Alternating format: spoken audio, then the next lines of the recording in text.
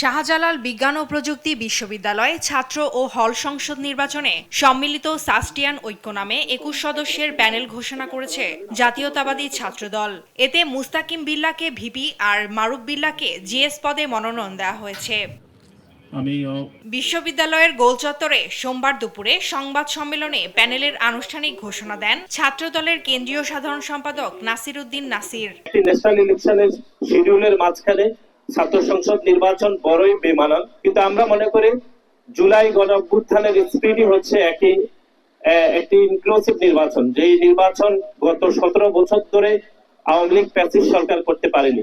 তবে জাতীয় নির্বাচনের প্রাক্কালে ছাত্র সংসদ নির্বাচন বেমানান বলে মন্তব্য করেন নাসির উদ্দিন নাসির।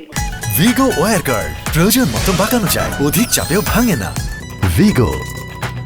আর প্যানেলের ভিপি আর জিএস প্রার্থীরা বিজয়ের ব্যাপারে আশাবাদ ব্যক্ত করেছেন।